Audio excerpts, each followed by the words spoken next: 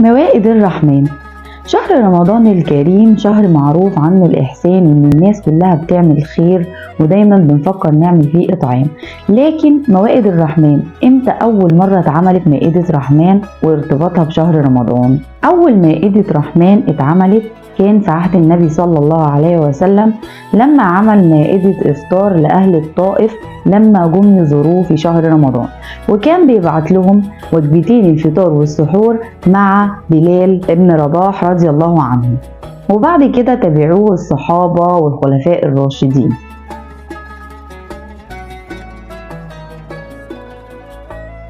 وكان بيبعت لهم وجبتين الفطار والسحور مع سيدنا بلال رضي الله عنه، وبعدها تبع خطاه الصحابة والخلفاء الراشدين.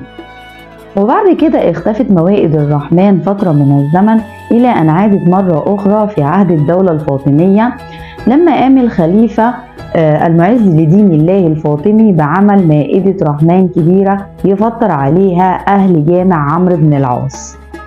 وفي القرن العشرين رجعت موائد الرحمن تاني بشكل تاني برعاية حكومية تبع بنك ناصر، فكان بيعمل مائدة كبيرة بجوار جامع الأزهر بيطعم فيها أو بيفطر فيها 4000 صائم من أموال الزكاة.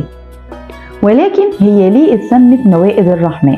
اتسمت موائد الرحمن لأن كان في شخص في زمن من الأزمان كان بيعمل موائد إطعام قدام بيته للفقراء وعابري السبيل، كان اسمه عبد الرحمن، فتسمت نسبة لاسمه باسم موائد الرحمن، وفضلت تتداول بهذا الاسم إلى يومنا هذا.